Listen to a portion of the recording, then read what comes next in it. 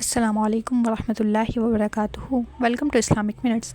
آج کا ہمارا ٹاپک اس بات پر ہے کہ کیا اسلام کسی غیر مسلم کو زبردستی مسلمان بنانے کی اجازت دیتا ہے؟ کیا کسی اسکول میں پڑھنے والے کرسچن بچے کو کلمہ پڑھنے پر مجبور کرنا درست ہے؟ اور سب سے اہم سوال یہ ہے کہ کیا یہ عمل واقعی اسلام کی نمائندگی کرتا ہے یا اسلام کو بدنام کرتا ہے؟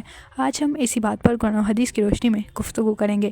اللہ تعالیٰ نے قرآن مجید میں واضح حکم دیا ہے کہ دین میں کوئی زبردستی نہیں ہے۔ یہ آیت اسلام کے ایک بنیادی اصول کو واضح کرتی ہے۔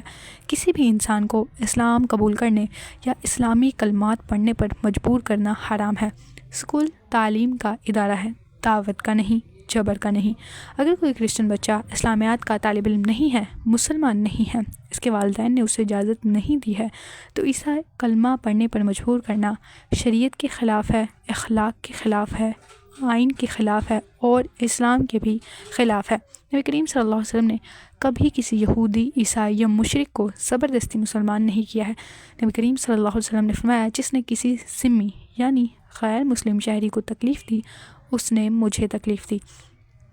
اگر کسی بچے کو زبردستی کلمہ پڑھایا جائے اور اس کا دل اس چیز سے دکھ ہے، تو یہ عمل نبی کریم صلی اللہ علیہ وسلم کو تکلیف دینے کے مترادف ہے۔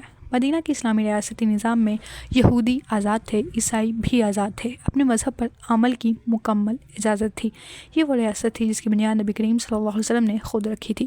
اسلام امن کا دین ہے، اسلام جبر کا دین نہیں ہے۔ کلمہ عزت مانگتا ہے، زبردستی نہیں۔ اسکول میں کسی بھی کرسچن بچے کو کلمہ پڑھنے پر مجبور کرنا نہ اسلام ہے، نہ ثواب بلکہ گناہ ہے۔